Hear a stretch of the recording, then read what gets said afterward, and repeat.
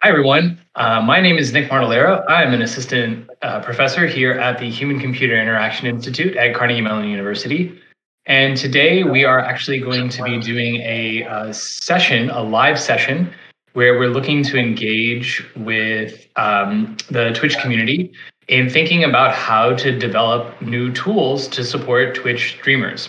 And this is actually part of some research that we're doing here in my lab.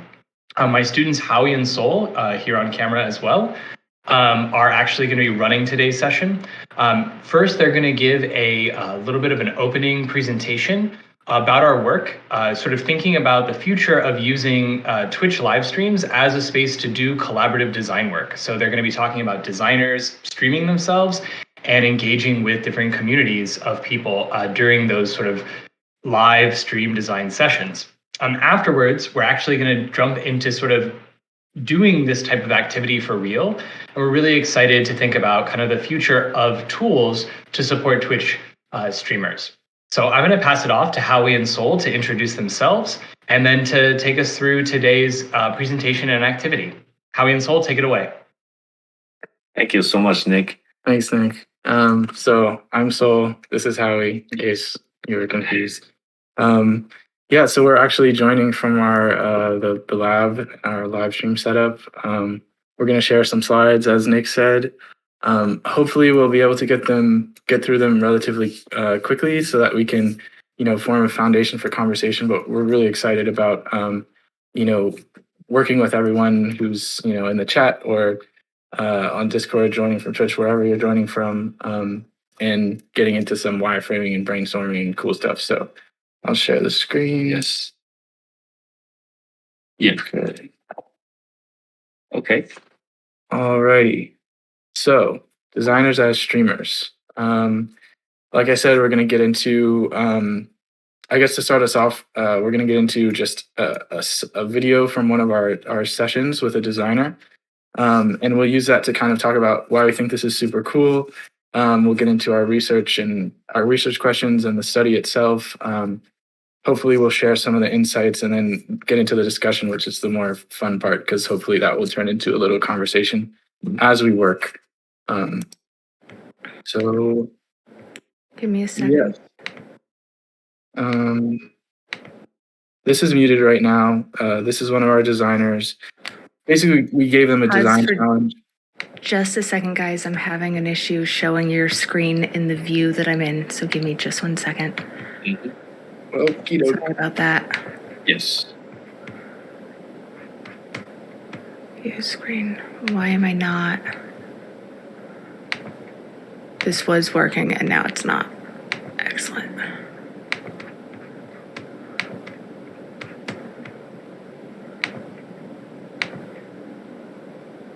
Maybe it's because we're playing the video at the same time. I don't know. I'm going to pop out and come back in.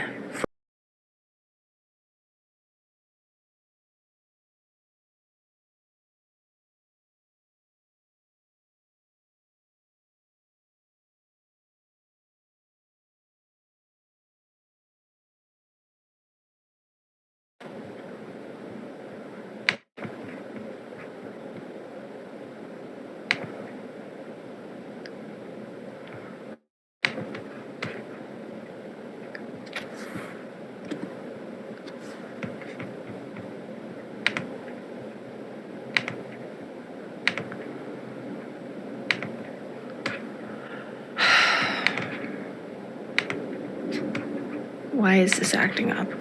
I'm not understanding. So on one Discord, I'm gonna actually stop the stream. Let's see, what if we turn off our camera? Is that doing anything? Maybe.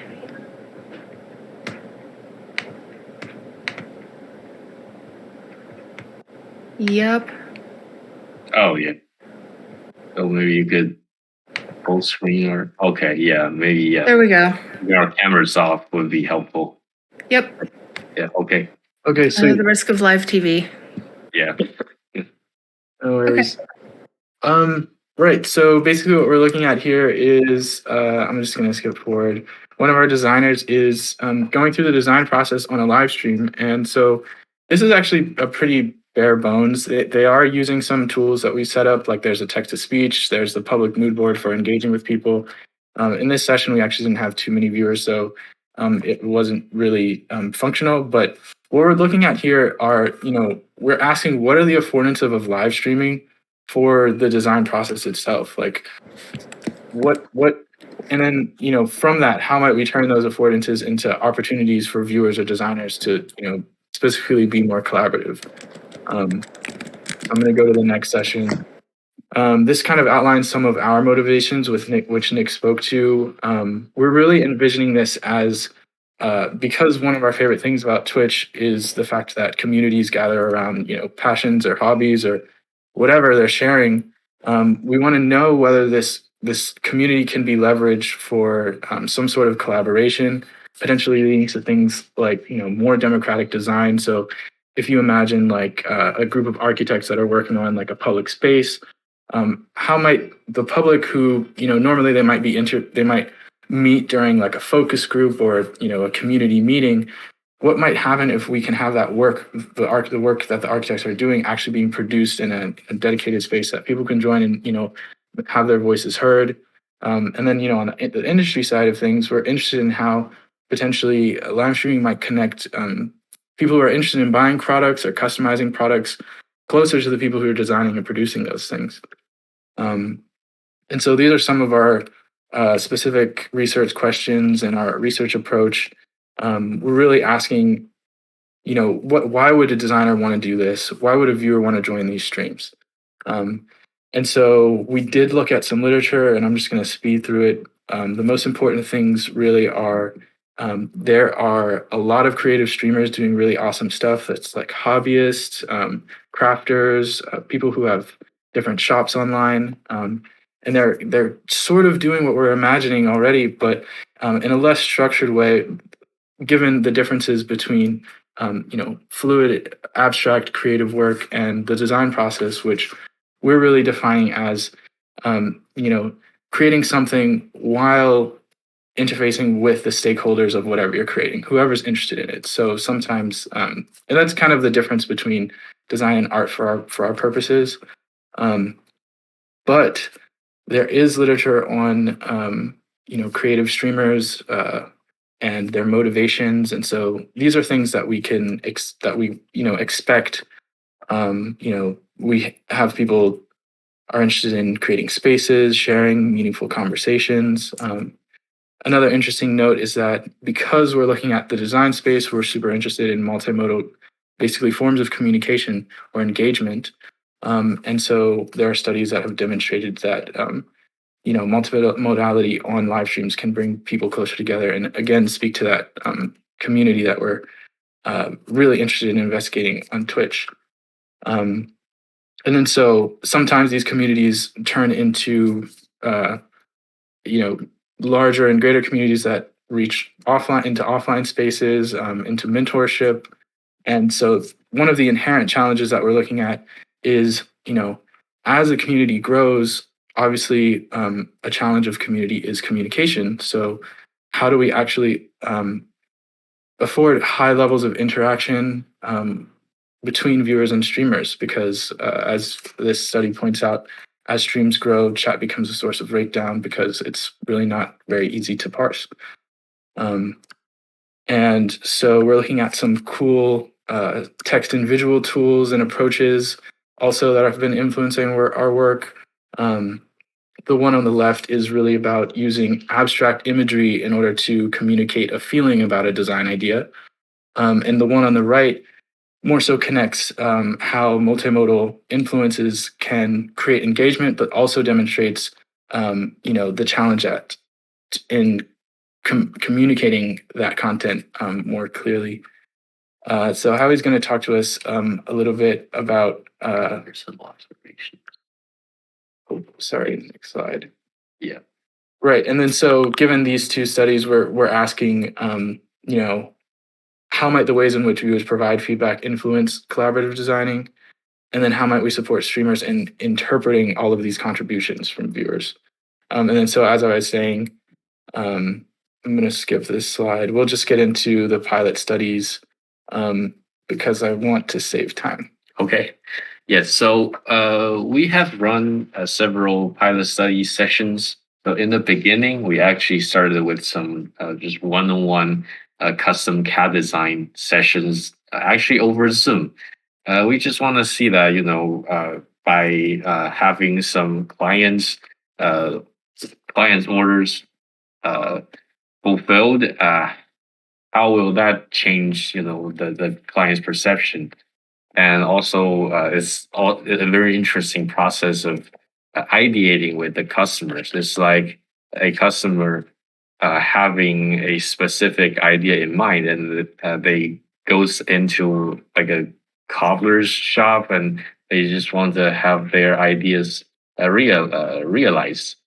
And in this case, we were making an ergonomic mug with some engravings in the bottom, and I was the designer who's doing it, and I received some positive feedback because the client really liked the transparency of the project, and they also felt a sense of participation by putting some images and quick sketches onto the mural board.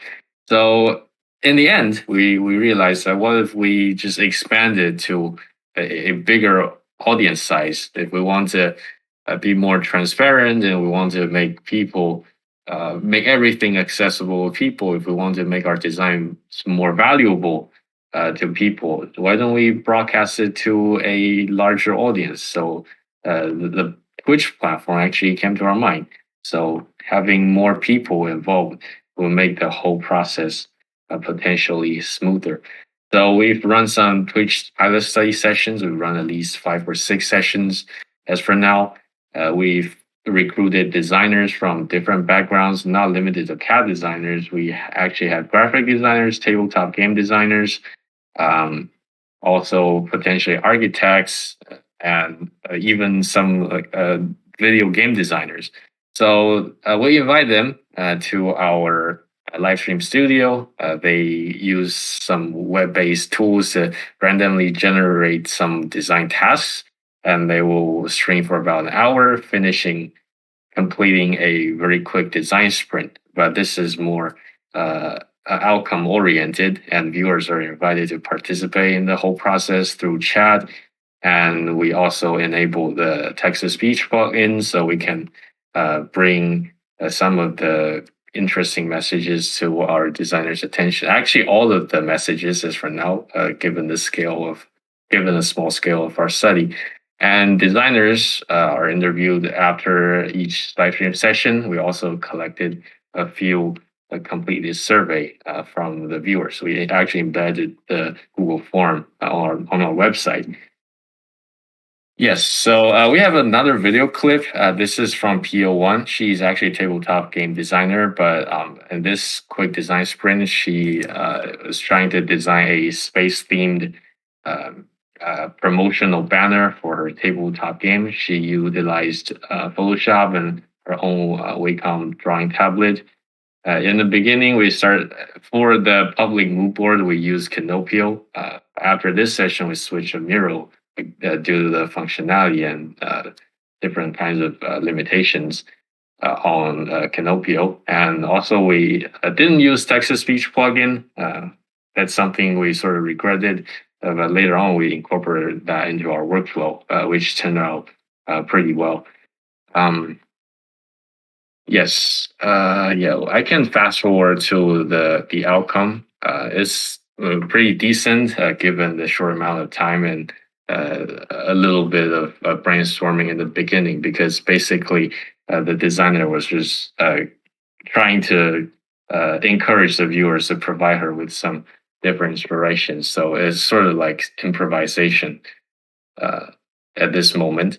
And we also had PO3. Her video clip was shown, in the beginning of this presentation. She was trying to design a tablet app for a politician. She used Figma, and she also went old school using some pen and paper to jot down some key concepts of her design ideas.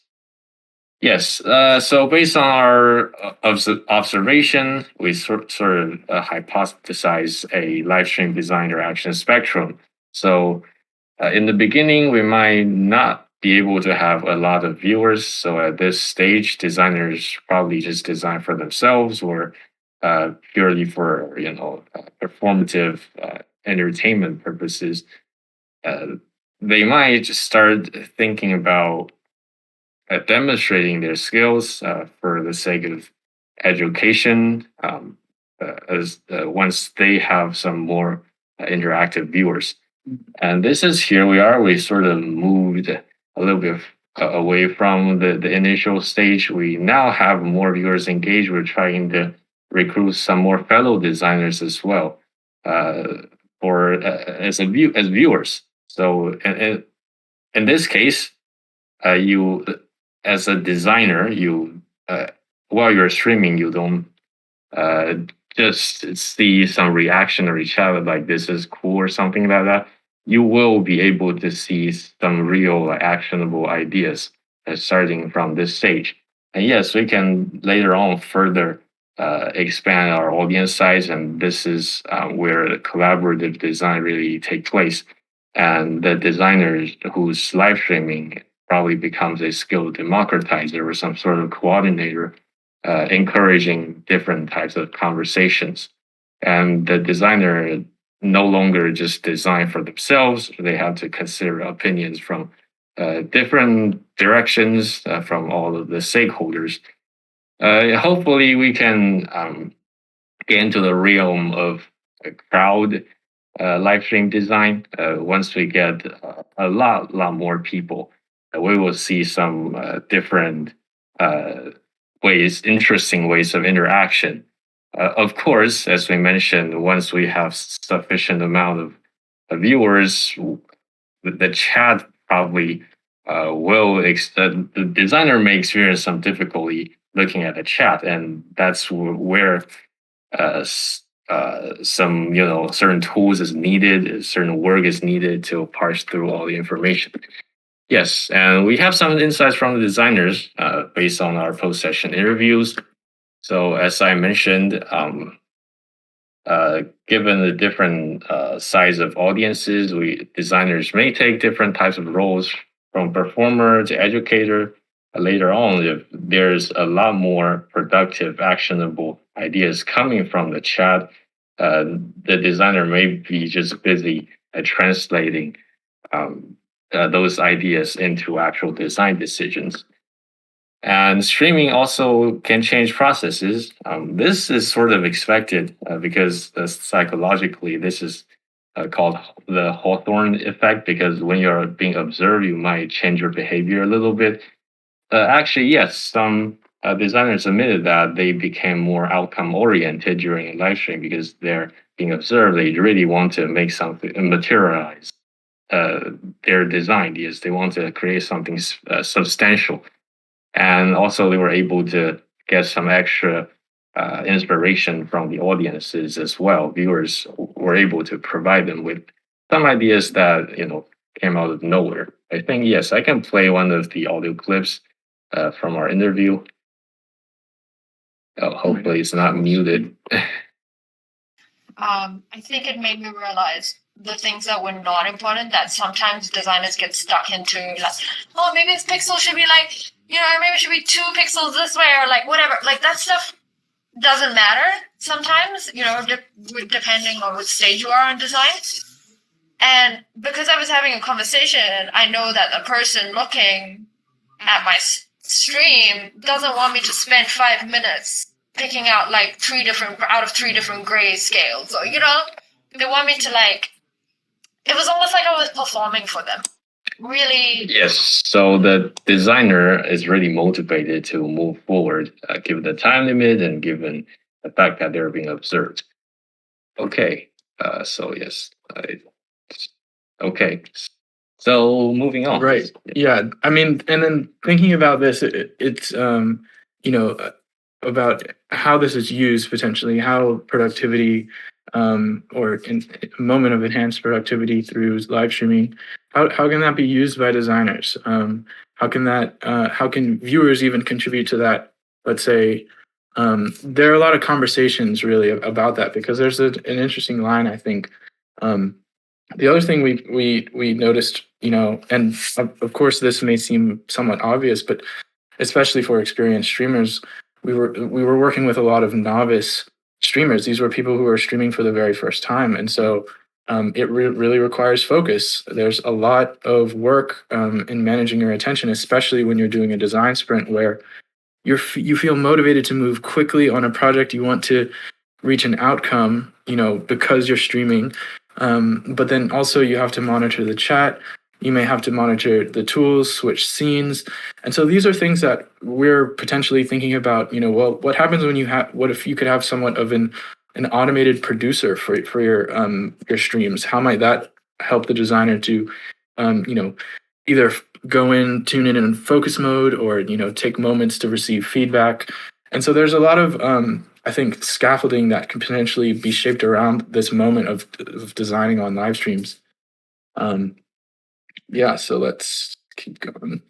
Oh, yes. And in terms of contributions, designers themselves, I think they value contributions differently. But in general, most of the designers think that they are the drivers. They are controlling the direction of where their design's going.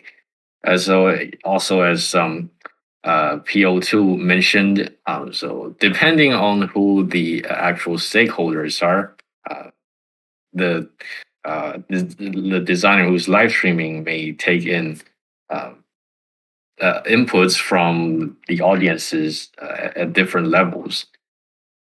Money is a big factor, right? Okay. Yes. So what to stream? That's also a topic we sort of investigated. Money.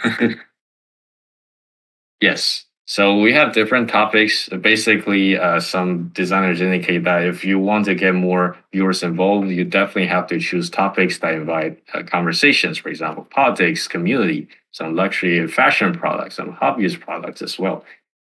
Yes, and we've been focusing on designer experience mostly, but we also were able to collect a few viewer responses after our live stream sessions. So in terms of viewer motivation, most of the viewers find this sort of live stream pretty enjoyable. They can learn something. They are able to interact with their fellow audiences as well, and they felt pretty satisfied with it. And for viewer interaction, the key problem probably is chat delay. This is, first of all, due to the network delay, and also it may take some time for the streamer to really address what's going on in the chat. And also, while the designer streamer is working on their own project, they probably are not able to look at or engage with the chat box. So to some viewers, it was unclear how they can utilize this sort of downtime. And also because of the scale limitation, the viewer to viewer interaction is sort of limited. And this is a little bit associated with the difficulty trying to find when to contribute as well, because the designer themselves are focusing their work. All the pacing is determined by the designer themselves.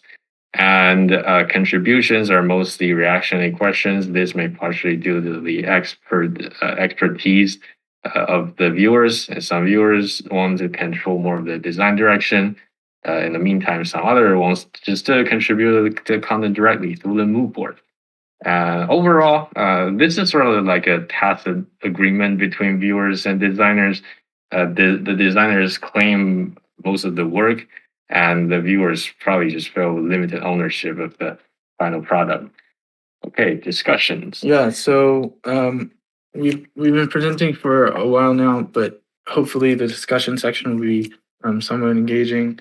and we can have some conversations about future work, ideas about future work, and then also while we're working on in Figma, we'll have the opportunity to kind of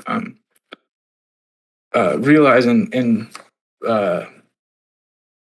through demonstration what we're actually getting at here. So some of our discussions points about streaming. So in the beginning, we mentioned how some creative streamers are motivated to engage in meaningful conversations, to share their process, to bring people closer together. In our sessions, maybe because these are novice streamers, we were hearing things about branding and potentially a way to seeing this as a way to brand yourself while you're working as a passive thing. We also heard from PO3 that it did help their productivity. It helped them to get into the flow state. And so looking at these two things, we're hoping to do more sessions like this, especially with different levels of viewers, different amounts of viewers, and perhaps see maybe the connection between or ways to navigate these different motivations or fulfill them at different times, depending on what the designer wants to do or what would be helpful for the viewers. So we're in this light. We're asking questions like, how do we combine our platforms into one? How do we help manage attention? And so we in our study we used this plugin Twitch Speaker, and this is like a pretty it's a text to speech plugin that would basically read off the chat, and there's like a good filter and everything is pretty interesting about it. But the problem is, we didn't really get to test this at scale because most of our sessions were under 10. I think maybe one we had like 15 at one point, but most of them are under 10.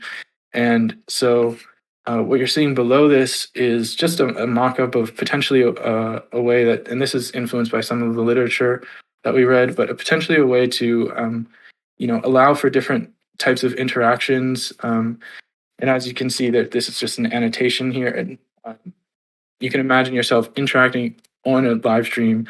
Let's say you want to indicate that this region here is interesting to you and you want to comment or vote about it or leave a voice message, and it may be something like that. So we're going to show you some of the mock-ups and prototypes that we've done, sort of exploring how we might design a way to address some of these streamers' desires.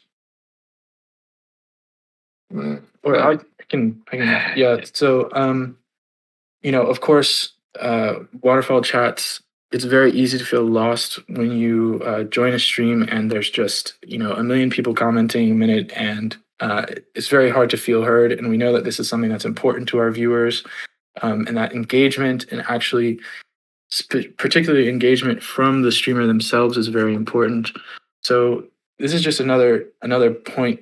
Potentially we can call it a pain point, rather an opportunity to connect designers and streamers, or designers and viewers, sorry. And it expands into a conversation about the community itself, because as a streaming session is like it's a moment, a micro moment that's shared by a ton of different people from different cultures, different places, and so I think by focusing a conversation on or focusing a stream on the development or exploration of something that everyone finds interesting together, I think we need to have a conversation about the long-term impacts of this type of work, and also just asking what is different about this than a video call? Is it because there might be strangers? But then what does that afford the situation? How can we create maybe a system around it that supports everyone's goals for joining? I think lastly, something that's interesting is, how are we navigating contribution and ownership? And so if you do have a system like to the right, we have another mock-up that basically it's describing if you imagine like an open canvas platform in which the streamer is presenting, a designer is presenting their work in the canvas that other users can join and interact with and comment on. What happens when someone's contributing to a design? How are they recognized? There's a whole ecosystem that potentially can form around this type of development, decentralized development. Yeah, and so how do you want to talk Oh about yeah. that? So to sum up, so currently we have examined some user experience of creative or just design live stream from both the designers and viewers' perspectives. We use yes, designers talk about their experience through interviews, and viewers were able to send us some completed Google Forms and uh, to tell us about what they think about this whole process. And we also collected and categorized these insights in terms of roles and challenges and contributions involved. And in the future, we hope to continue our live stream sessions. We hope to expand the scale. And then we want to test some of our design streaming prototypes. So right now, we probably have one or two prototypes that we would like to try, especially combining a public mood board with the live stream. So it will be easier for viewers to contribute to the whole design process. And we want to look at how different types of viewerships would affect the design live stream process as well. Maybe we have viewers who are experts. Some viewers are probably new to this whole area of design, so they just want to, uh, take a look at it. And we have hobbyist passerbys as well. And also, finally, we want maybe if opportunities permit, we will be able to collaborate with some experienced creative streamers on Twitch, and hopefully we can collect more user input. Yes. And yes, so today this is what we're doing. We're right after this presentation, we will start to use Figma, and we will try to design some collaborative Twitch tools with you guys. For tomorrow, we will be live streaming from a different channel, which is our lab Twitch channel. I will invite a UX designer to design a productivity application, probably also on Figma. Yes, so stay tuned. And that's what we have for you all in terms of presentation today. So I'm going to stop this screen, turn on my camera, and Yes. stop sharing the screen for now.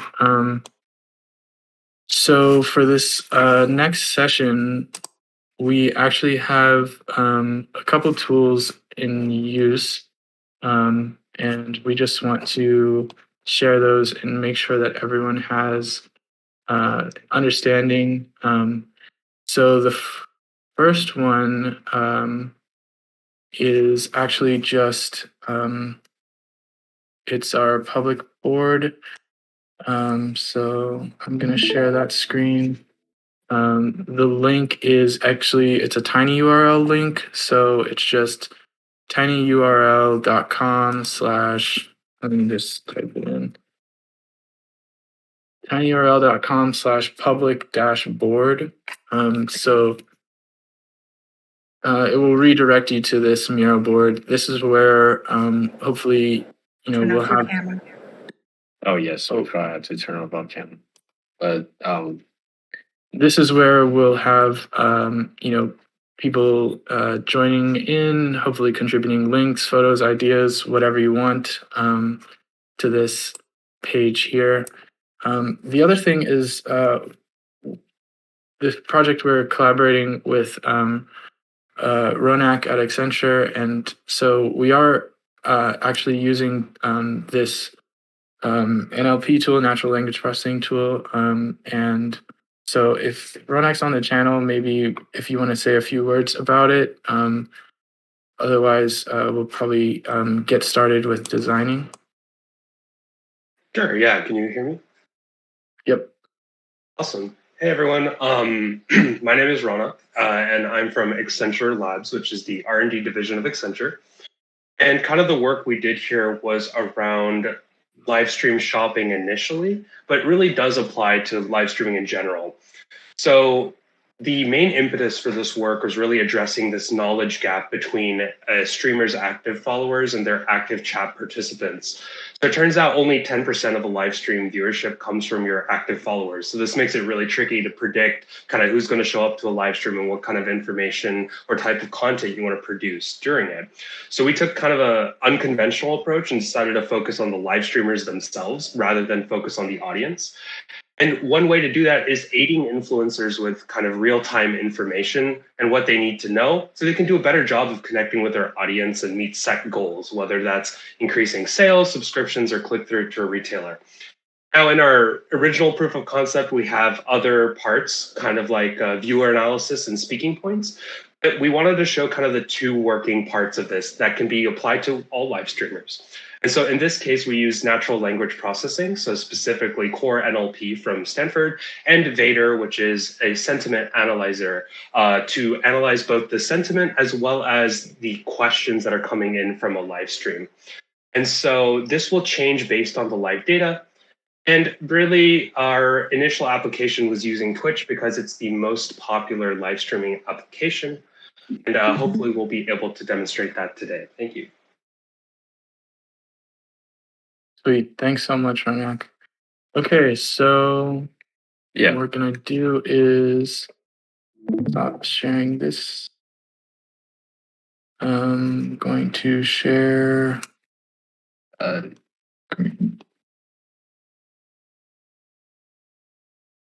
Let's see. Yes. Oh yeah. Where is it? There That we one. go. Yes. Okay, so I'm gonna share our Figma file here. I'll just occasionally be checking back on the Miro board. Before we get started, I think we have about an hour or so, Yes. right? Okay, so I'm going to okay, so I guess what we're looking at here, I just pulled some Twitch icons, Twitch home. There's a Wirebox plugin that I was testing out. But the idea here is to, prototype an alternative Twitch ecosystem that maybe supports live streaming a little bit closer. Designing. I'm going to take a quick break before we get into the designing. That'll be like 5 minutes, not even. So bear with us, please. Okay.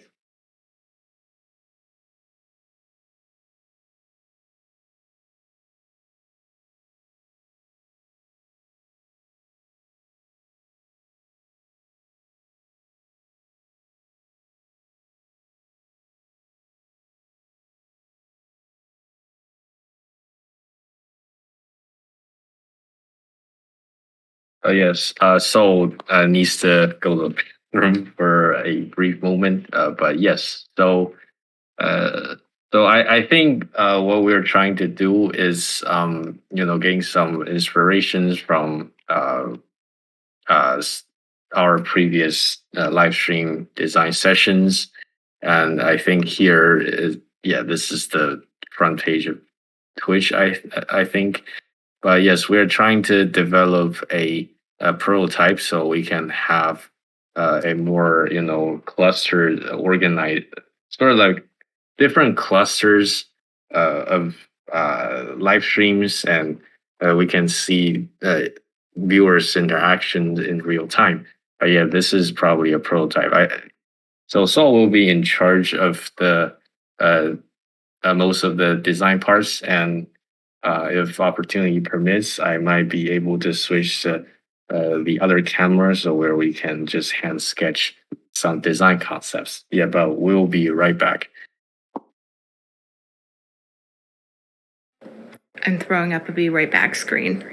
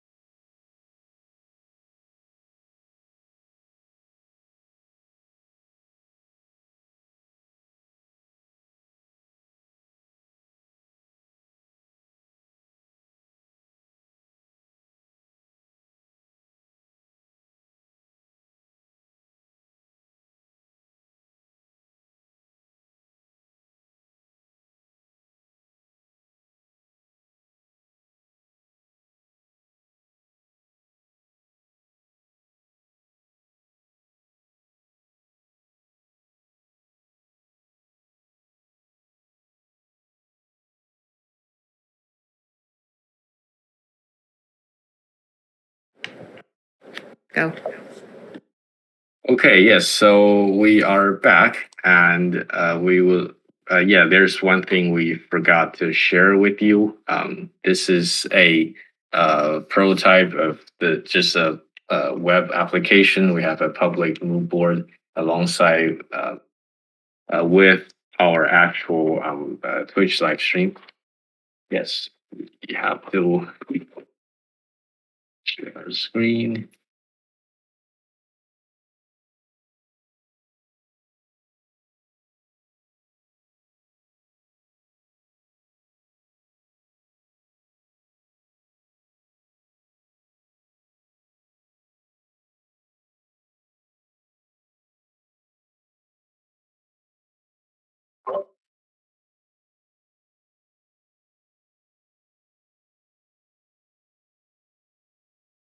Okie doke. So if you Yeah. are joining from desktop or mobile, actually, and you want to contribute to the board, you can go to, it's actually just tinyurl.com/live design app, and it will take you to this page. And this is, you'll be able to interact with the chat, see the stream, and also see the board. So looks like there's a visiting sculptor. Cool. Yes. So we have some people here. Yes. And So this, yeah, I feel like this is a better version than the just simply the mural board. But yes, I think, yeah, but I mean, our current channel is up, and yeah, we are able to co-host. Great. yeah, it's our channel is hosting. Okay.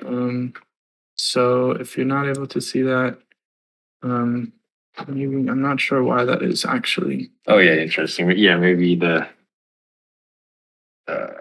like hosting co-hosting is supported. But yeah, anyways, feel free to contribute to our public mood board. We will start our Figma design session right away. All right. Great. So You can put the mural board on this.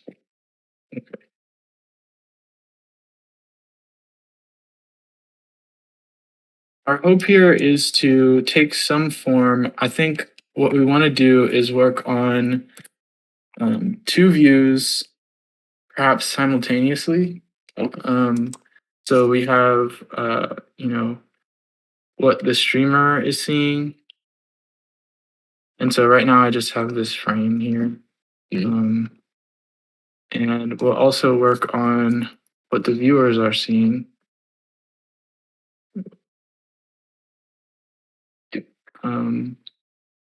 And we'll just stick with one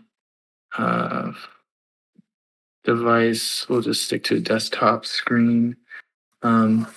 So the slides that we showed earlier showed there was a mock-up called Anno, and there was a mock-up that was called Stream Village. And so those approaches were design approaches to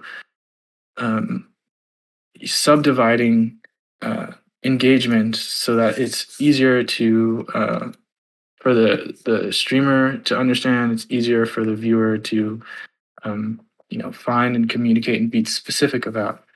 And so I think that is like a good direction through subdivision.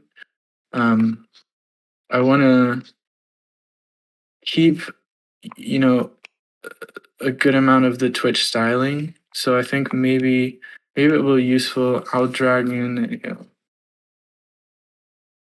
maybe we can also get a view of Twitch Studio. So I'll grab that as well.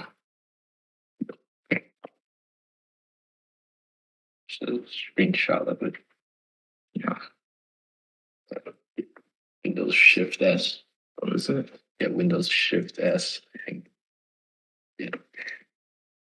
Oh yeah, you can that one, yes. Let's just click. Yeah, I think that's the whole screen. I can just paste it. Yeah. Oh, it looks like we have both screens here. That's okay. Very good. Properly, right? Yeah. So this is a view that you have in Twitch Studio. So you can see we have, and there's some customization here, but main priority is the chat scenes and the stream preview. That's helpful for our designers. Let's start to wireframe some things out though. So Howie, what do you? So this is a streamer's view. Let's see.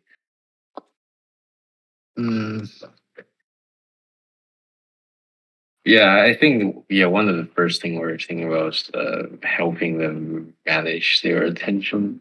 So, do you think the current chat window it's too distracting, or do you want it to pick out highlight some important information automatically? Right. Yeah, I mean, I can imagine something like Runx tool, which pulls out the questions from the chat. Yes. I think we can do something like that. So like, let's say Maybe make a note.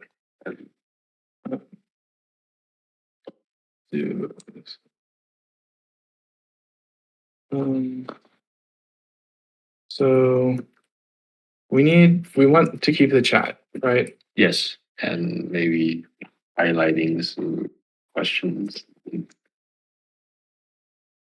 Okay, so let's say we have a chat.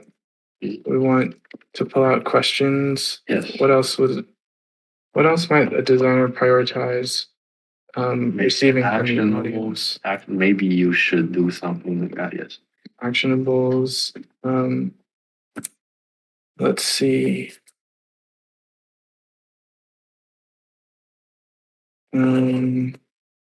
We also have from the actually, I wonder, for anyone who's in Miro, would it be helpful if we move the text work into Miro? If we can monitor. I guess we'll keep it here for now. But then there's also like emotive, image-based feedback. Yeah, I want to get a laptop so I can log.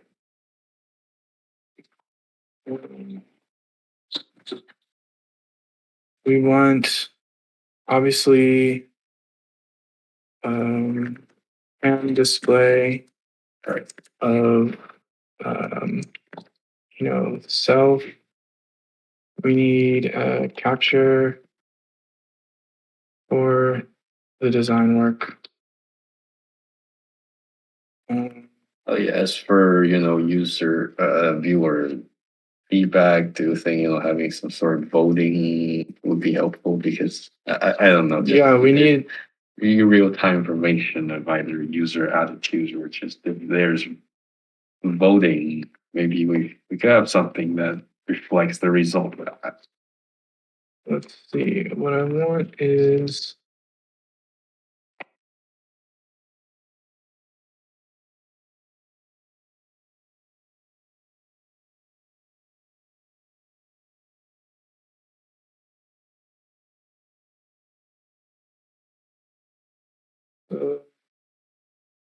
if we assume like we're working with Twitch's current framework, we have a chat over here. Let's call this, we'll just do like a rough wireframe for now.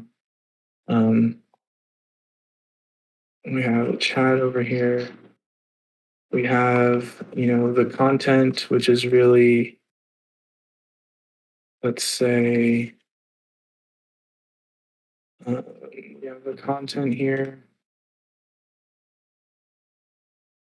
And then there's, in the design setting, let's say we have something that we want to focus on. Oops.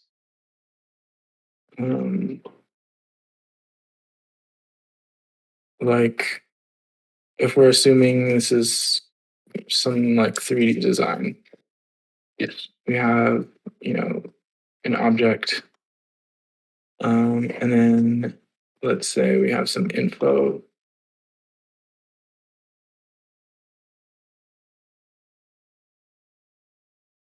Now, I think what's challenging about this sort of layout is, or what we've seen as being challenging of this sort of layout is the disconnect between all the information that's happening in the chat and what's being talked about or what's being streamed. Mm-hmm. So we need some sort of form that's going to connect these things more easily. Yes, that's addressing both chat delay and also downtime management. I guess yes, it's like what our current focus is, because the streamer may not be able to mention it all the time while they're doing their work. The streamer is also overlaid right here.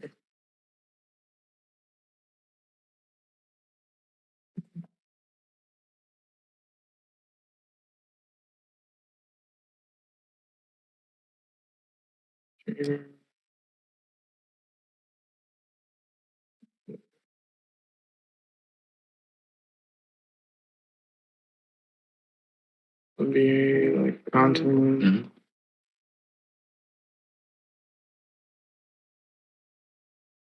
Chat.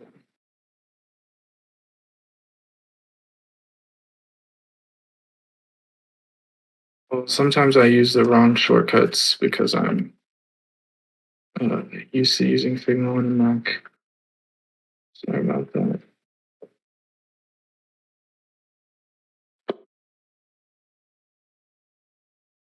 So let's say, I wonder if we can brainstorm ways to connect. Let's make a actual design question.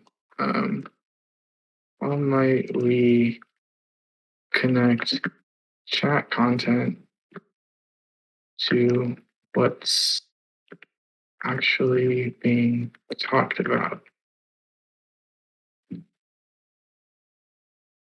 And I think the follow-up is so that designers and viewers might,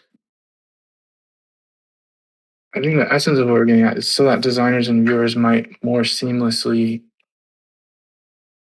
collaborate. Or yes, just contribute more efficiently, I would say. Yeah. More precisely. Oh yes.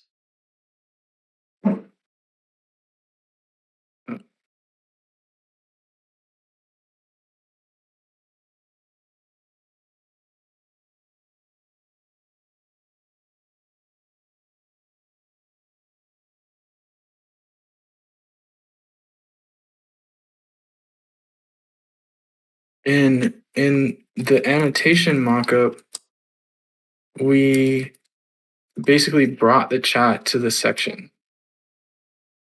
You know, like if you're, I guess maybe we can use a live example rather than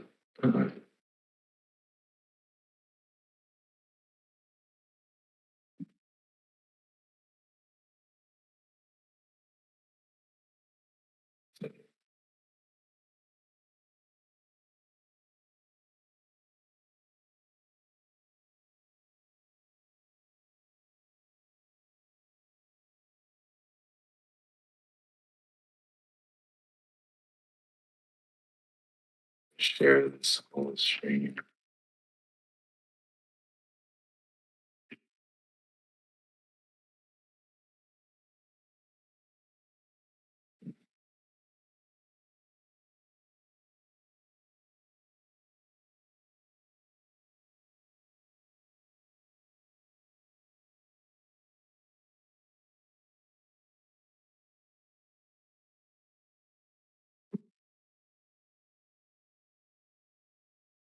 Okay, so we're looking at some of the makers and crafters that are live right now.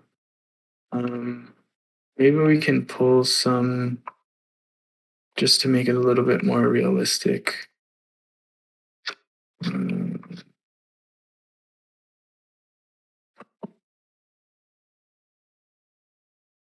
we've got people working on some electronics, some figurines.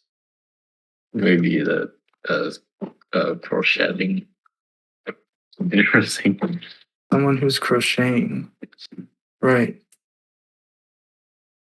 So in this instance, we have, like, if you want to comment about something specific to the design, because I guess in a crafting setting, most people who are watching this are doing so for like relaxation or entertainment.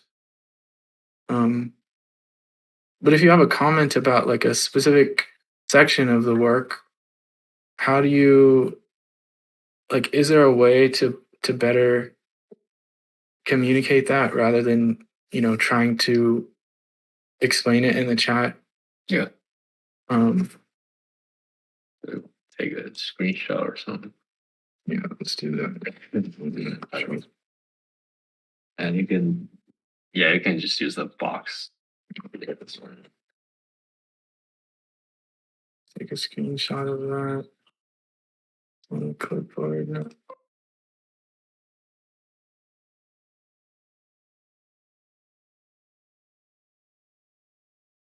So let's use this as our content. Yes. Let's a little bit. That far back.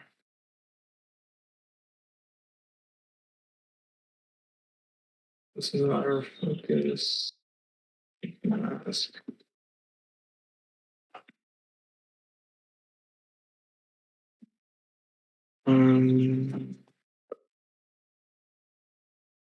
So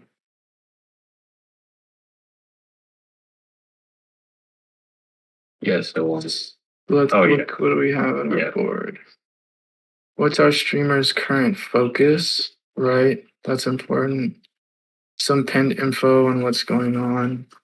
That's a good idea. Let's ask another question.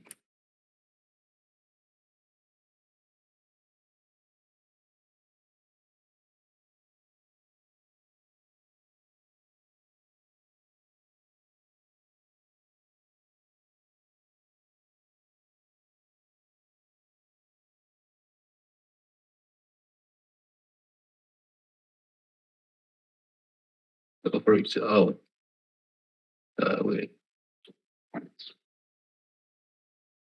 Right. Right. Right. So if the crafter is having, there's a comment, if the crafter is having a hard time with something and you know a better way, is there a way to make that communication more seamless?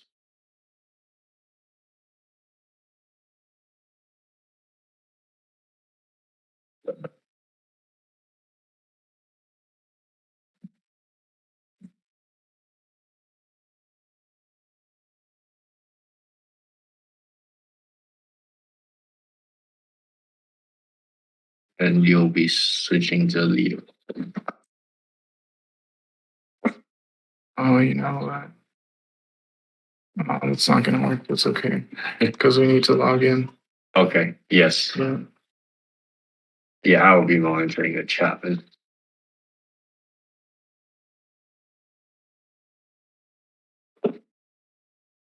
Right. So what is our streamer's current focus?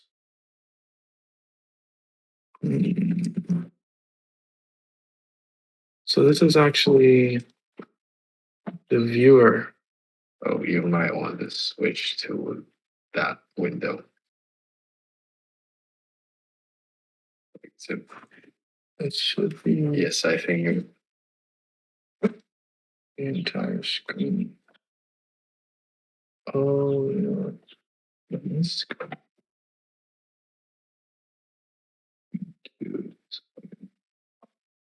okay. Okay.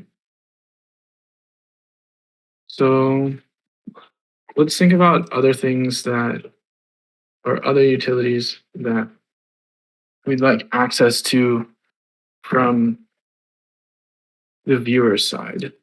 So let's say viewer sections. Yeah, maybe like an indicator.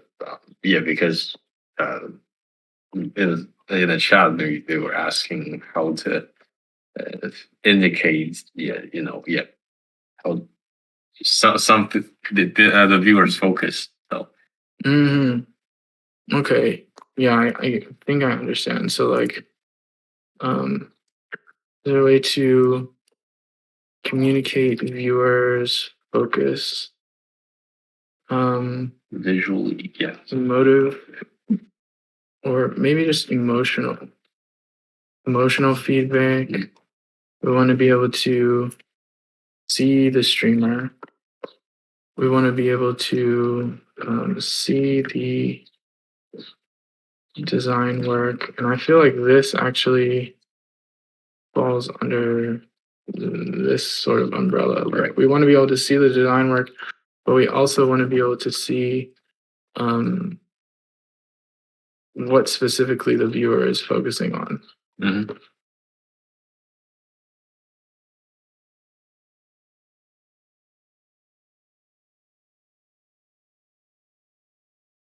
Okay.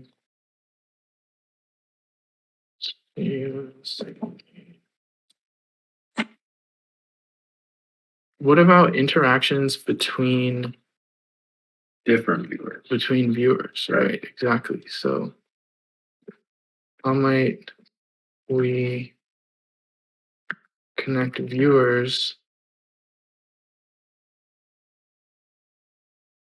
Well, the thing is that like like if you think about your audience, like as a designer, if you're on a design team, the conversations are always about design decisions. Mm-hmm. So maybe there's like a specific way for. Okay, so basically we need Maybe this is through the chat. Right now, these are things through the chat. Let's just call it communication right now.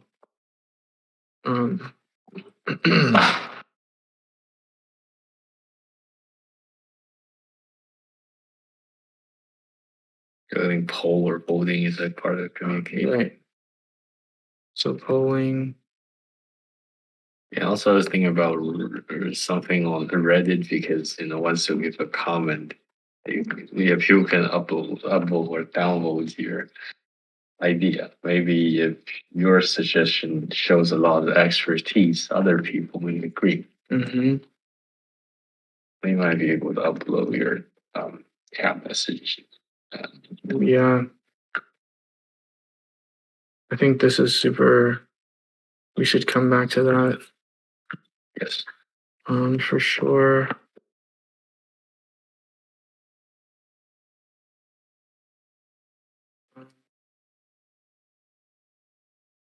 Maybe we can just start playing around with something like a little bit, maybe abstract.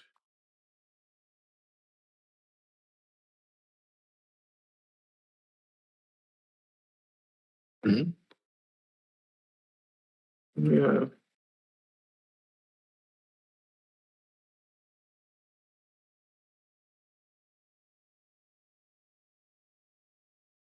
Oh, yes.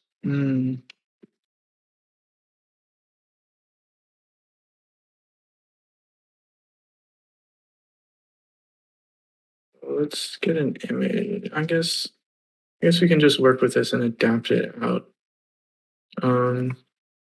So like let's say the viewer is focused on like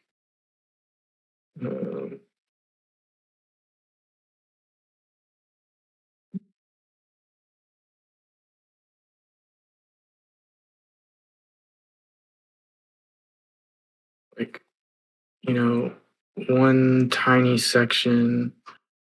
I guess what I can do.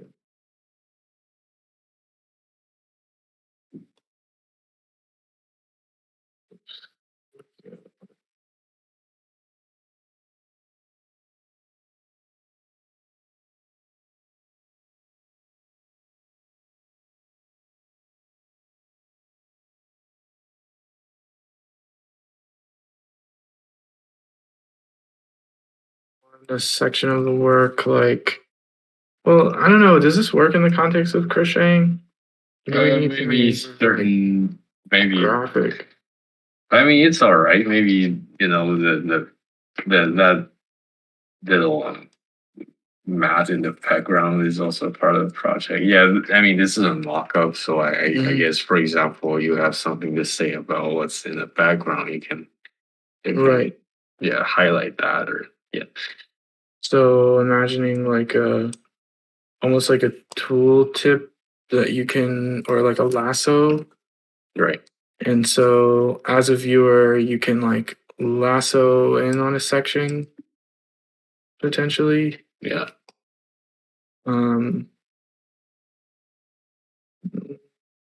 Let's say, you want to talk about this particular stitch.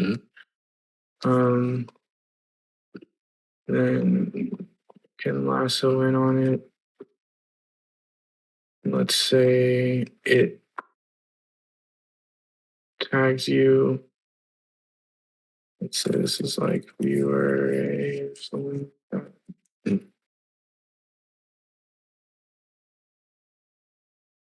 Maybe copies something from the top right corner. There's is that no, just the previous artboard which that's not. No, that's not chat. That's just yeah, that's just the frame. So it's like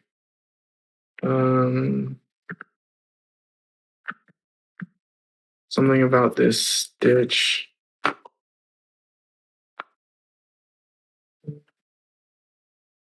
I kind of want to work more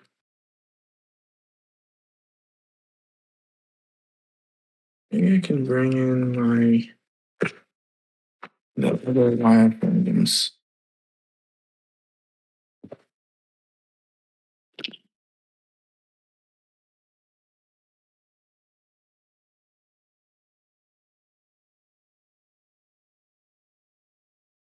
So yeah, while you're looking for it, so I'm thinking maybe this type of message is looks a little bit different from other normal chat messages. Maybe Yeah, that's true. maybe you hover your mouse on top of it, it will show what it's pointing at. Right. Yeah, Right. I don't know. It might make things a bit cleaner. I don't know. Or maybe if 10 or 50 viewers are doing this at the same time, that could be a bit messy. I wonder if anyone who is a part of the stream or watching right now is a streamer themselves on Twitch.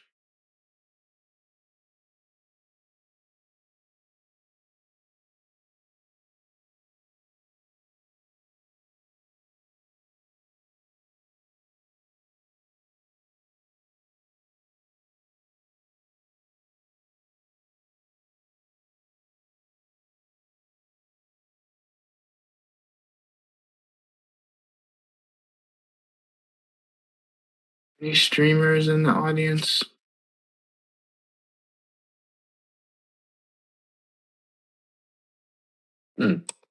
Oh yeah.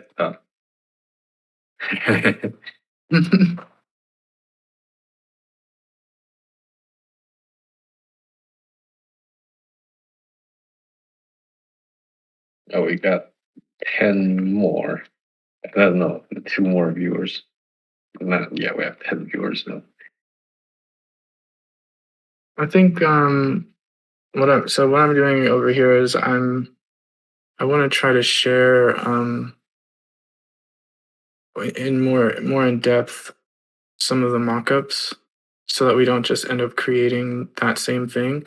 I think it would be useful to kind of talk about these mockups and maybe the strengths of the particular concepts that we have like sketched out here, and then if we get enough, then maybe we can actually go into designing something different, because right now I feel like conceptually we're just designing the same thing. Okay, yeah. Yeah. So let me Yeah, share I this guess, folder. yeah. Maybe if there were some more viewer interactions, we might be doing things slightly different.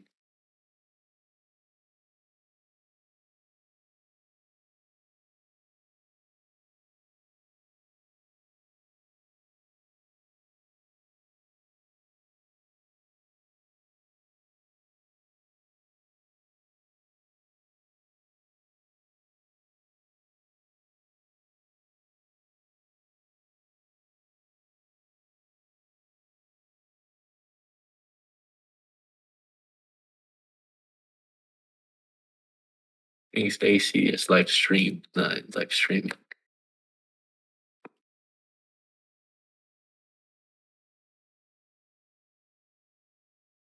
No.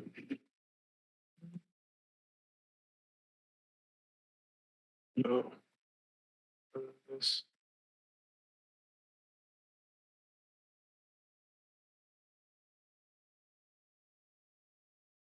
Should have some chill beats playing. Yes.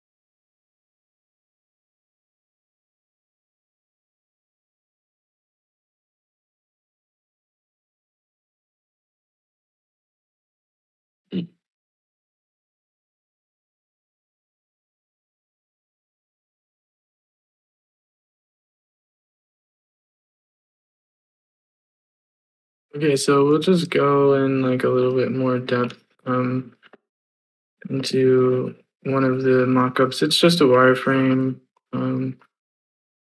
Let's say, oh, whoops. Let's go a little bit.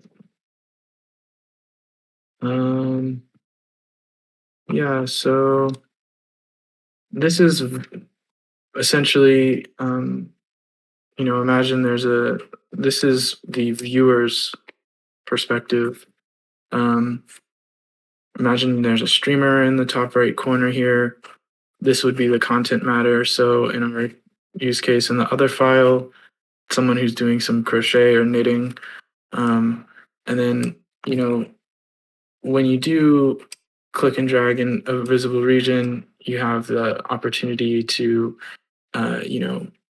ask a question, a query, as a vote, or maybe, as a scale. And then there are different tags that maybe pop out. That way users can, or viewers can potentially sort based on other people's comments. I think that would be a really interesting feature in Twitch now, even, just to be able to sort the chat or search the chat. Because there are a lot of times when, viewers will go back to something, or they've missed something and they want to go back to it, but it's really impossible to find. I think this is one approach to like a viewer experience that is suited for design, but on the other side of this, like where do the designers fall?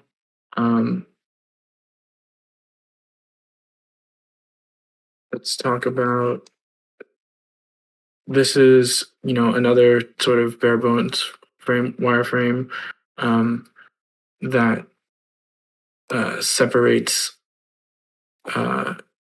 it subdivides viewers so that they're more manageably, the content they're sharing or communicating is more manageable.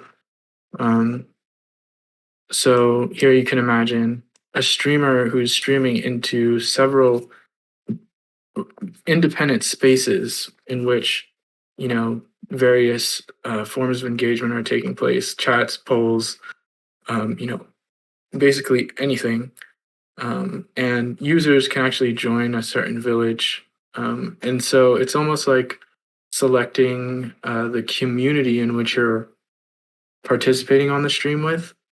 So you can imagine a village, a public village, let's say, or, a designer village where if you are part of the design team, then you join via, a different link and the embed is on a different site. And this is what we showed before in that sort of overview. So I think these are pretty similar approaches to augmenting the viewer's experience, but maybe we can think a little bit more about the designer's experience and look at some of what we've heard and maybe some ideas. So let's try to form this into a question. What do you think?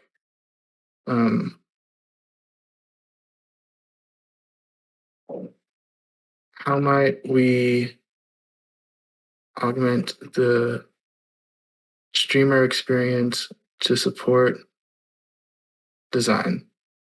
And so our needs are really dependent on what we're designing. I think in most cases, like if you're doing something in CAD, you're just sharing your screen. Or if you're doing graphic design, you're just sharing your screen. Yes, I think if it's more, visual based. Right. Yeah. So we. So do you think we need to differentiate that, or we can find something in common among those types of design? Because still it's just a video frame. Right. So of course, sharing a screen is easy to indicate what's over there, because the frame wouldn't change that much. The picture frame doesn't change that much. You're in control of it. Yeah. Uh, what else? But if you are like crocheting or you're making some woodwork, will that change?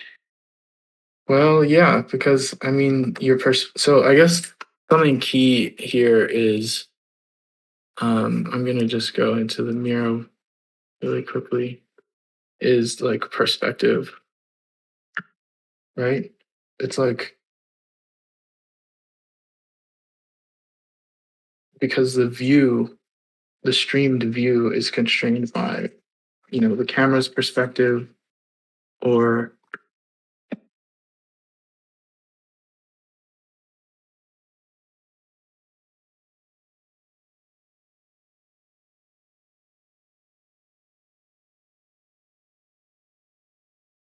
I think this is like the main constraint, right? Because, and while you can manipulate the perspective, it's not like the person isn't in the space with you, right? Yes.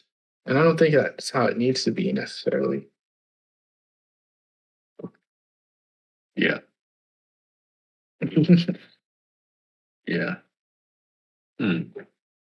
So yeah, so in that case, okay. So I mean, we can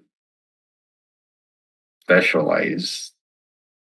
Um, yeah, just be more specific about certain type of designs. Then, yeah. So right, I mean, CAD design, graphic design. I mean, architectural design. Mhm.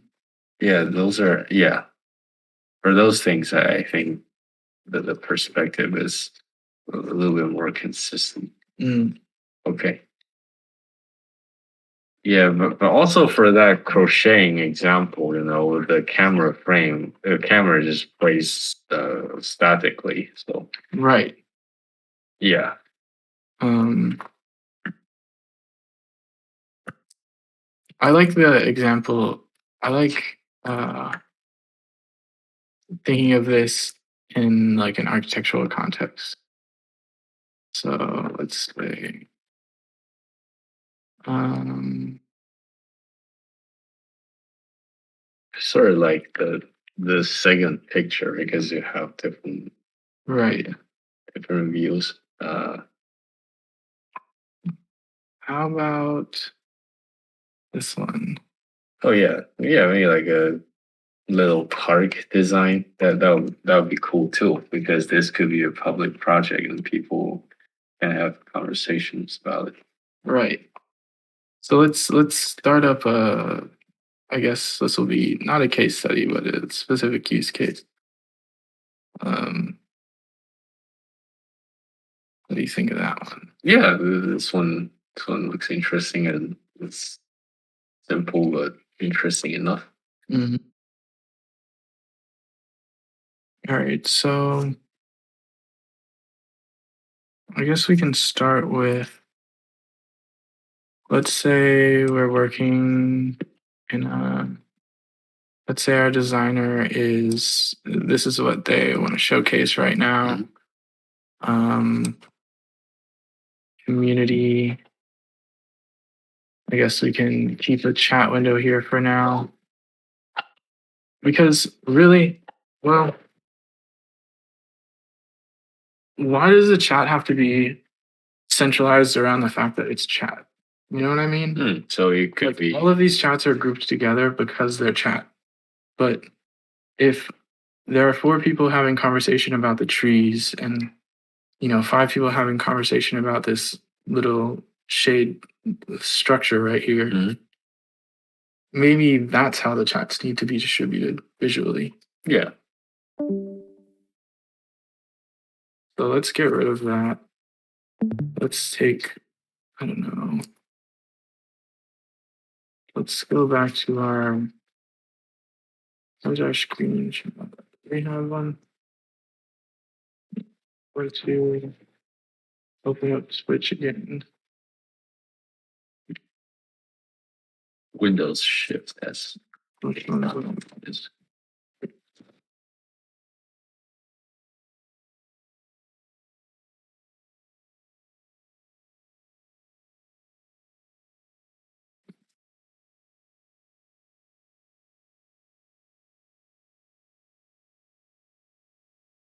Just want to put this. Great. Novices. Supposed to be similar scales.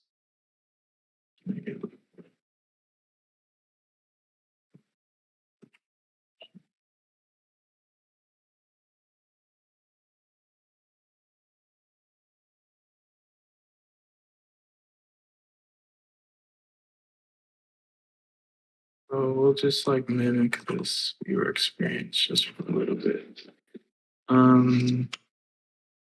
Let's disregard our focus on any other channels right now. Don't need. So what we're imagining is some sort of. Yes, someone says they are a streamer. So do we have any questions for them? Do we? Let's ask some. Yes, we can. So I can start asking questions. So I guess something that comes up is like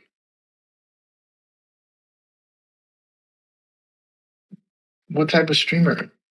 So I guess where's the chat? Yes. What type of streamer are you? Friend? Because we are clearly not streamers.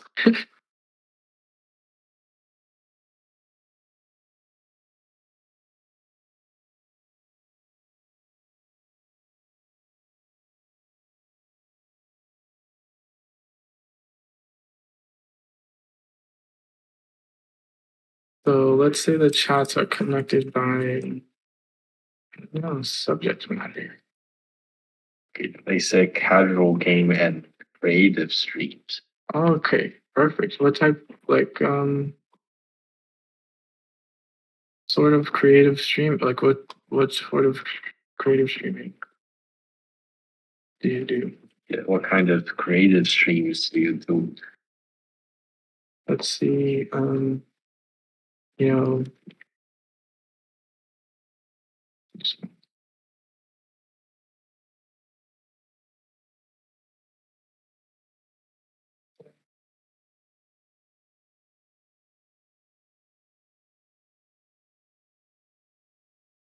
like,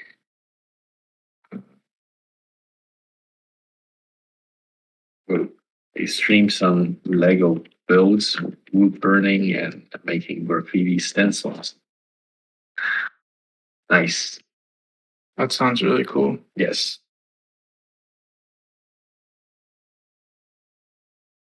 Let's say there's another person. That's a bad name. Let's just call it name. They have a comment about the trees. Oh, wrong button again. Let's call this. They have a comment about the structure.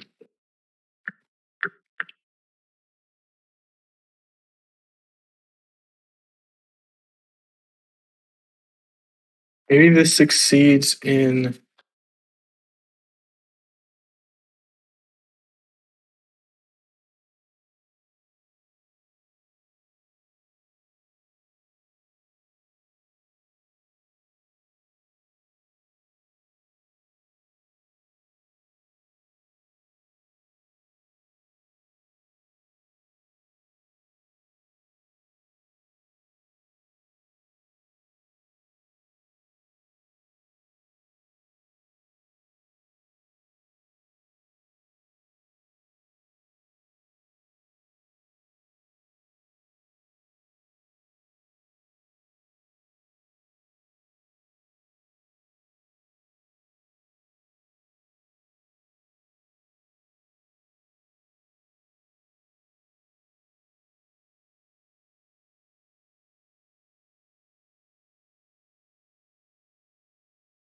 Maybe about the sidewalk.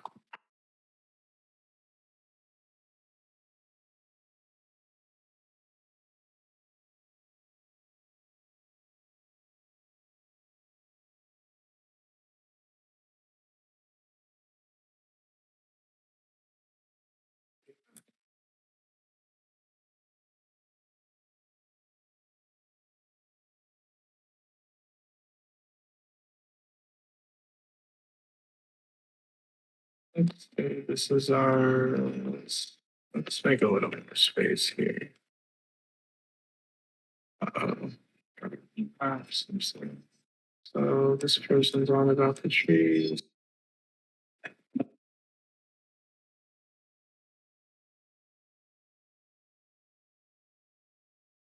Um,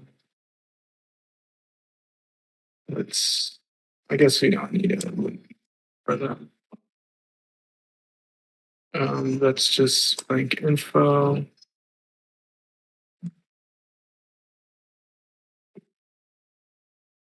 I think those circles could get bigger if a lot of people are counting those. Yeah.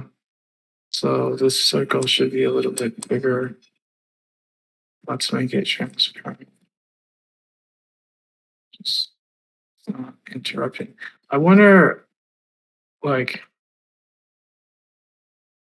because the stream, you're not imagining that the streamer is seeing this overlay, right? No, but maybe on the Twitch app, on one screen you're doing your work, on the other one you can monitor a lot of things. But yeah, it's kind of difficult for you to switch between screens. But maybe these we can provide the text to speech or some audio reminder based on these circles instead of just chat directly. Yeah, I like that idea. So it's like in the back end, let's say. Is it helpful if I chime in with a question from the chat? Oh yes, please. Yes. Hello, Howie here. How would you like to share with us? No, sorry, that was me. I'm Howie. Got it. Sorry. With the streamer. Thanks. Yep. So let's make the parallel to this. This was the plan. The streamer has a chat, and I have this or this. But let's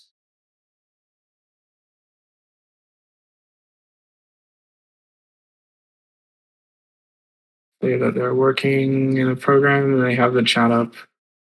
We don't even have any of that stuff. But basically what we're saying is, so assume they take a snapshot of that thing they're working on. And yeah. I mean, that's the other thing. Like, is it a snapshot? I mean, while you're streaming, that might change, right? So, you might when you need public opinion. Yes, that's actually a better way to ask for the audience inputs, because most of the time when you're streaming, you just ask the question one time. But for other people, everybody some. Yes, most feedback I get is direct interaction with chats, games, Twitch interaction. Oh yes, cool. So I wonder, like, a lot of responses from Twitter as well. What if there's almost like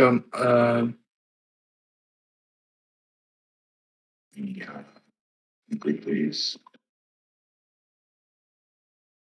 Maybe there's like some sort of, like you said, notification for when multiple people or like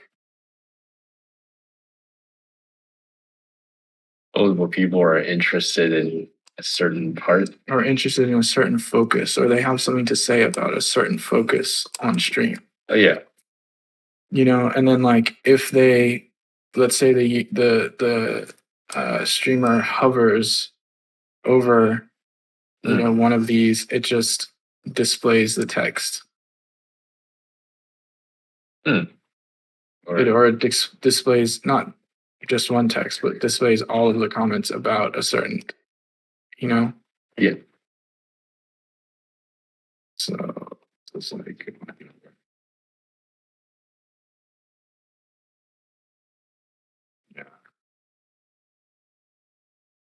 Oh yeah, they said that right now the sort of where we should focus on is a manual process uh, by voting.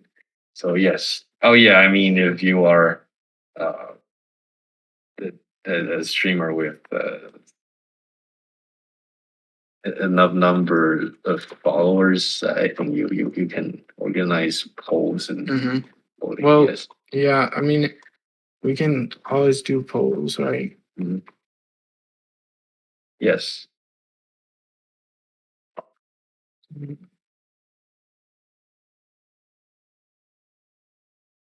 But also, polls is it's not like an open polls are not like open questions. So Right.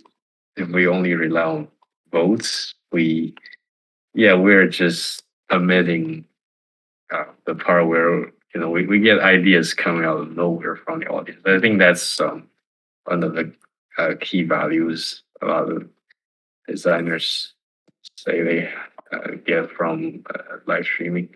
Right. Yes. Uh, so the most recent game I played that had built-in interaction is Legend of Keepers. So there's a Pokemon trading card game online. There are extensions for some degree of interaction. Hmm. Yes, it's not from polls are not from the viewers level of the streamer. It's top down.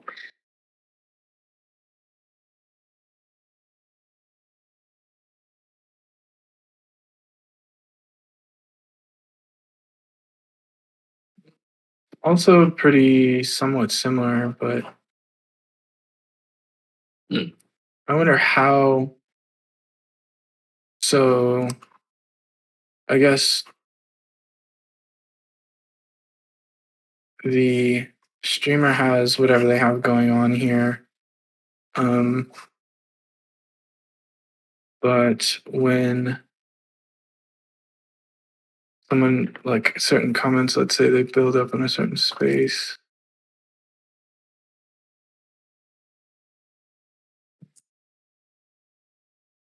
Like this or something. And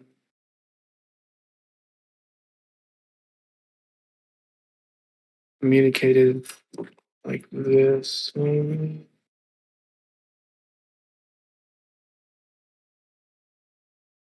So is it overlay? Yeah, maybe it's an overlay.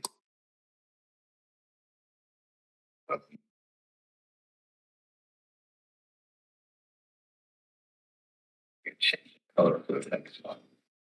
Yeah.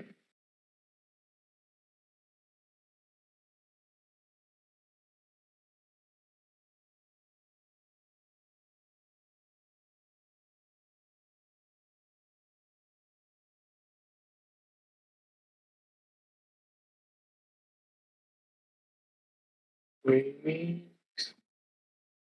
So they don't have to necessarily stop what they're doing. Hmm.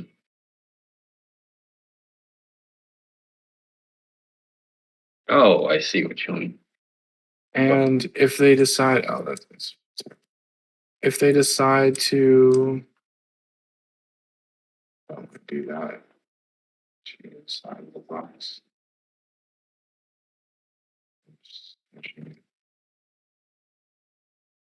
Oh, yes. They said, there could be up to 12 seconds of stream delay. So Right. they wait for like 30 seconds, but a lot of people are switching to Discord for direct interaction. Maybe also that kind of uh, filters out some real fans from just lurkers. Mm-hmm. Yeah. Yeah, I feel like that's probably worth looking into how Discord itself is used in conjunction with live streams because we haven't really. I mean, we've seen some creative streamers who use Discord, but their chats are also pretty active. Yes. Yeah. I think like maybe there's like a just this abstract thing that's happening. Like, oh, this could be cool. So like if we pull from uh, if we pull from the work, what page? Um, the crowdsourced work And move that window to the imagery. Yeah, so it may be interesting, like because in this, like conceptually, what we're talking about here is the idea that viewers can denote specific areas of the stream that they're interested in. A screenshot is captured, and there's like this overlay that indicates to other viewers and potentially to the streamer what areas are getting the most attention, like what is being talked about the most potentially. And so I'm like thinking about how that could potentially be presented to the streamer, and it reminded me of this work about basically crowdsourced feedback and how images might have some advantages over text. there you go from the PDF. Oh, yeah, I'm sure it's So this is an example of the visual feedback that they were providing the designer participants about a specific design idea. And so these are abstract, right? And so the designer can maybe look at it as it's changing, or they get a sense of the feeling that their design is eliciting.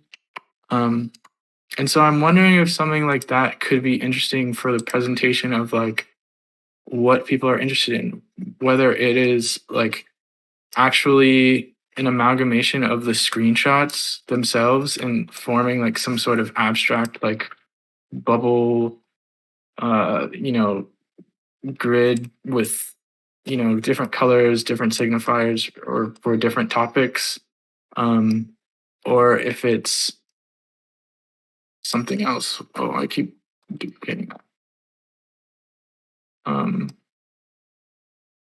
Yeah. In that way, there's like almost a more intuitive interface that streamers might want to play with, right? Because if they see like a certain bubble getting really big or something like that, then and it's less invasive. And if it were actually, if you could somehow map the content of these comments, because these are just like comments abstracted, right? If you could somehow map the content of these comments, like analyze those comments, and then map it emotionally, using something like what I guess the paper. I don't know where the window went, but then it could be something that the designer could then glance at and gain some sort of understanding of their overall, their overall emotional feedback to whatever they're looking at. And I know there are ways that I mean, you can do that very simply with like emoticons or emojis. Yeah, usually on which has just a cascade of emojis and custom. Yeah. What are you thinking? Yeah, but do you think now that a streamer mentioned that a lot of people are using Discord, just at least something that separated from Twitch to deal with delay and just like selecting a few valuable viewers. Right. Um, Delay seems to be like a big technical problem, a big technical interference or challenge yeah, I for mean, this type of yeah, interaction. yeah, of course, the video stream itself is delayed.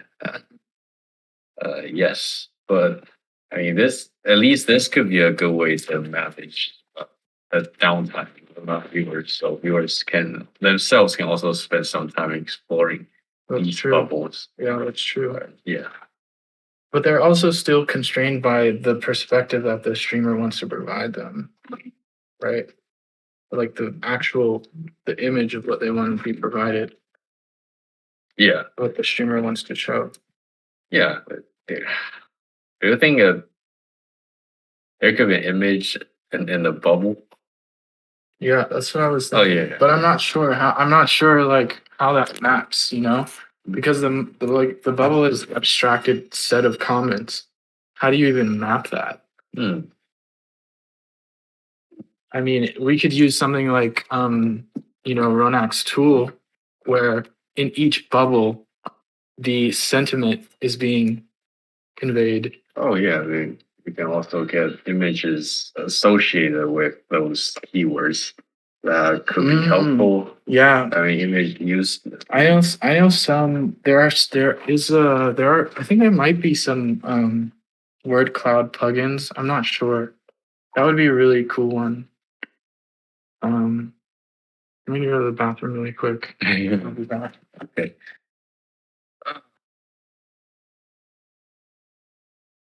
Mm, attention and a lot of the other features. But yeah, it got a lot of privacy problems.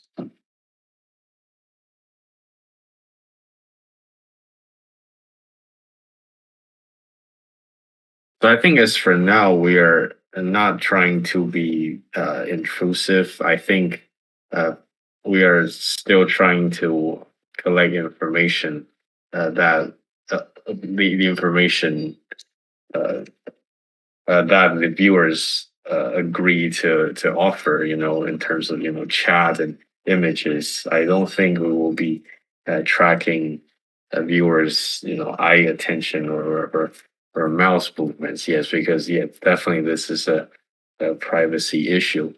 But yes, if viewers are willing to supply some keywords, some informative or actionable suggestions, that would be awesome. And yes, combined with images, uh, yeah, this should be pretty wholesome, I guess.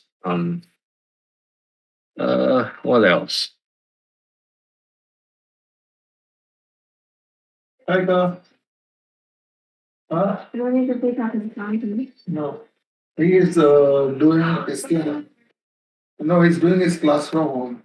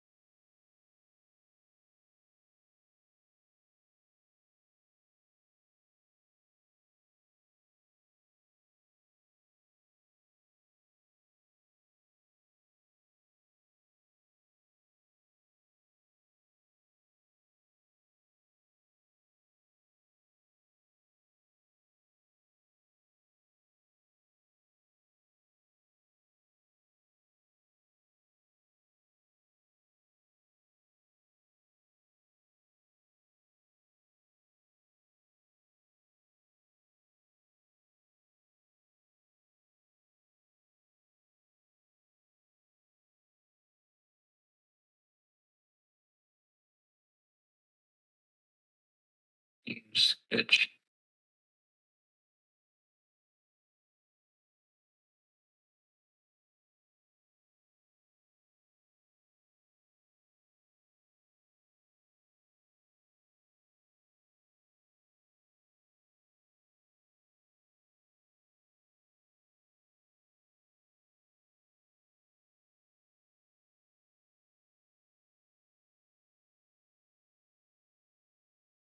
Oh yeah, so I think one of the um, viewers asking, yeah, or expressing their concern about privacy. But yes, I think we're not actually, physically tracking their. Yeah, we're just collecting the information that's available on Twitch or something users would. Emotional content. Yes, I think it's more from. What is emotional content? For one thing, it's like images, emojis that viewers provided, and also it's just the tone of the question being asked, sort of like the NLP analyses. Sentiment analysis. Sentiment Yeah. analysis. I mean, yeah, I think it's definitely an interesting, a valuable conversation to have. The mood board stuff, right?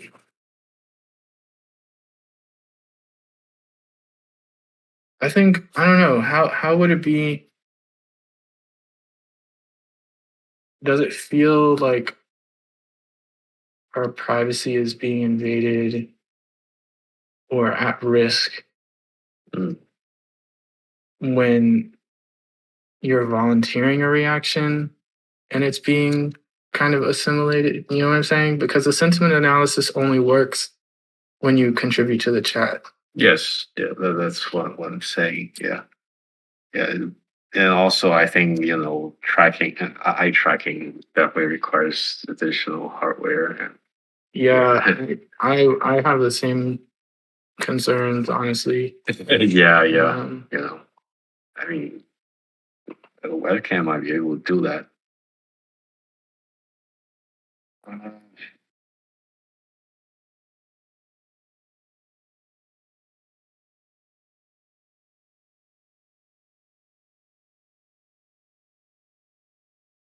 wondering, maybe we can just have like a little conversation about, how we think Twitch itself might be more collaborative. I think there are a few. Maybe there's still a streamer in the chat, and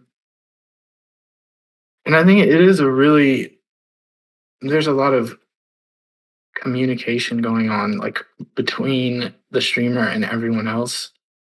But in my experience, I'm not sure how. Let's first even define what we mean by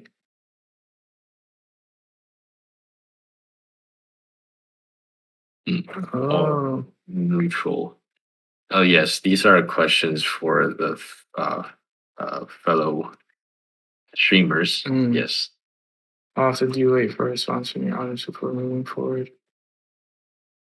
How long do you last? Yeah. Those are good Yeah, questions. and it's working because these are pretty much neutral questions. Mm-hmm. Yeah.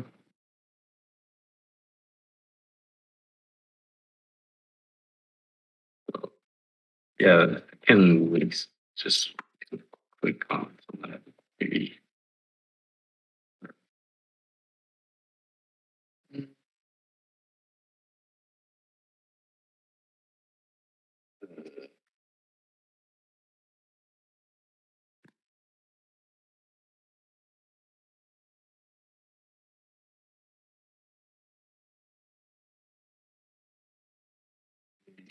Searches.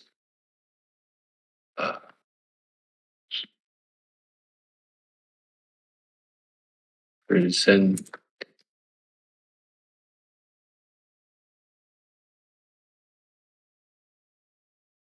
I think also the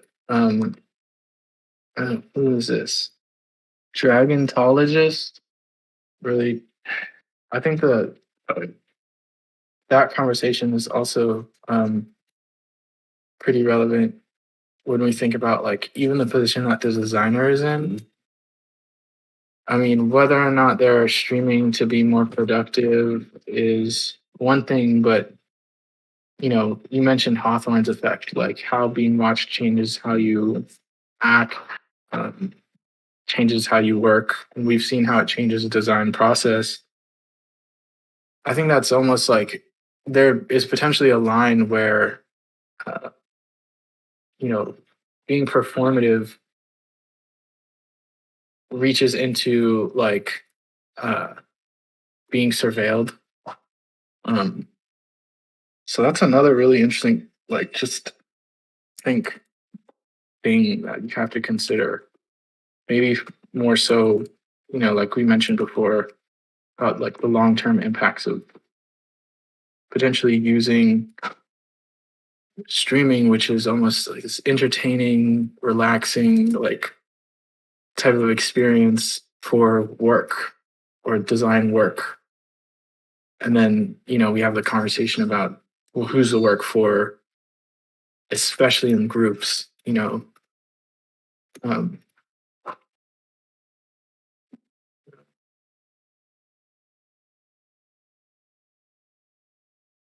I think it would be really interesting to prototype something like just a word cloud plugin, like suggested by another terrible idea, which is yes, into many of those.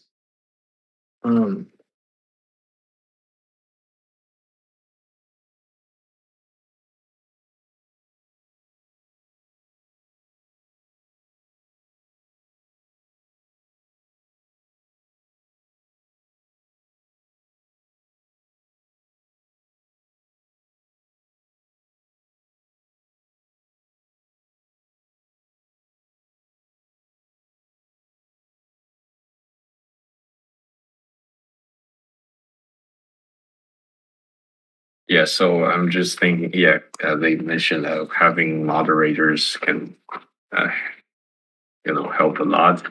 Uh, yeah, and yeah, I think we had an interview with a fashion designer in the industry, and they also mentioned that a lot of times they have moderators helping fashion designers address certain questions that are in the chat that are pretty interesting. And also, they can remind. Yeah, well, I mean, they usually wear an earpiece, so the streamers themselves can wear an earpiece, so they can, get some prompts and hints from their moderators, where it's just production staff members.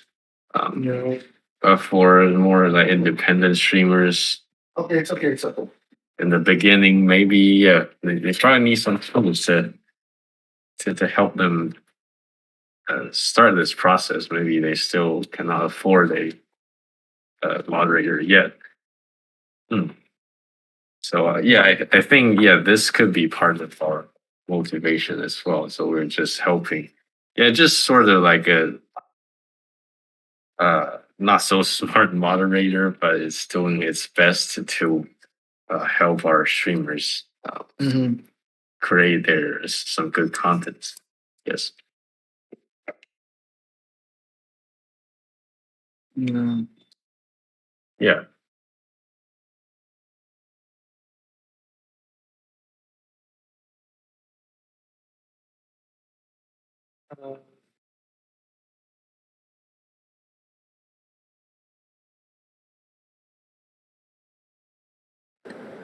You've got about 10 minutes. Okay. Yes. So do you want to kind of sum up what we have for now, or? Sure. Yeah, I think we worked through some conceptual concepts. We discussed a lot, so it'll be nice to kind of run this back. Yeah. I think we also have some good suggestions here.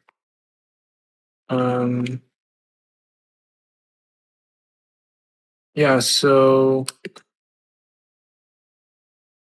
this is just another, sort of approach potentially. On the left, we have the viewers sort of, just wireframed out their view. Potentially a way of interacting with the content the streamer is sharing. in order to better connect what they have to say to what they're talking about. Of course, I think, what was mentioned about Discord being another space just to handle like, some of the inherent issues in streaming, lag being the main one, is super important. So like maybe going forward, this study should take a closer look at how Discord is used in conjunction with Twitch or with wherever you're live streaming, or other platforms that are used to compensate for the lag. Yeah. I think visually, there's also, at least in this concept, there's the challenge of communicating.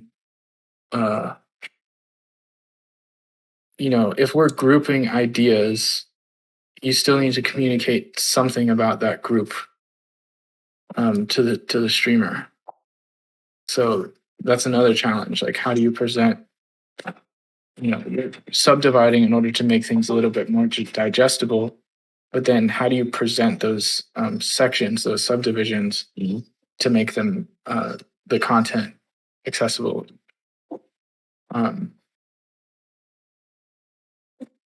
Yeah. So maybe we can divide this big picture into some subcategories. Maybe some roles are taken by moderators, some roles are taken by currently Discord or whatever third party instant messaging software platforms. What else? And also the design tools themselves. So yeah. I mean, there's still just a lot of work to do, and also, I didn't think about. I always thought, you can just have one thing that combines everything. Maybe we have to just like divide and conquer. We need to have separate tools, but still, it's just the more tools you have. Once again, the harder. To focus on harder it is just to focus on everything Right. in front of you. I'd be interested to ask streamers who are using Discord, like how difficult it is to focus on what they're doing, Discord, and then Twitch as well, if they even look at the chat. Yes. But just those challenges. Yes. Yeah.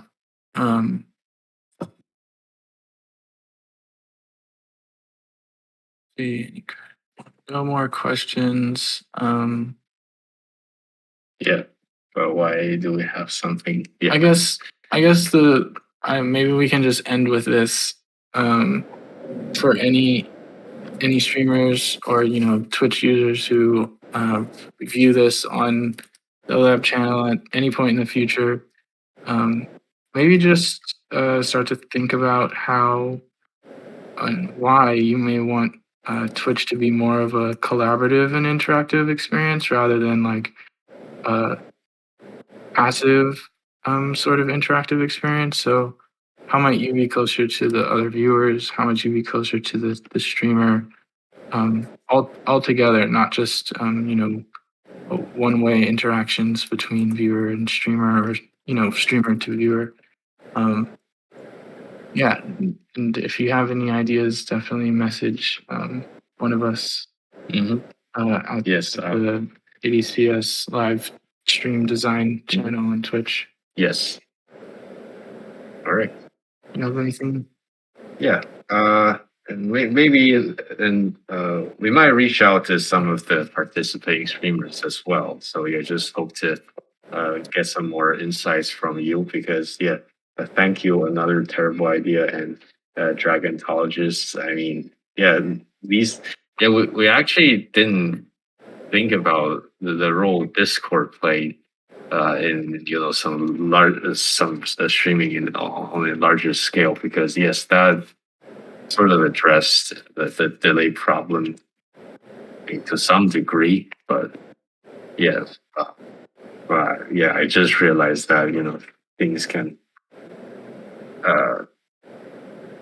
yeah, we should probably have to divide this whole issue into some different categories.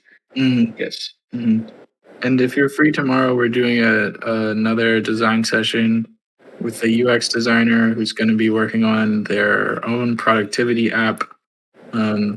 So if you're interested in UX design, please join us for that. That'll be tomorrow evening. And it'll be super cool because they're a really fun designer and a really fun presenter of their design work. And thanks so much for joining the stream. We're going to sign off now. Yeah, thank you so much.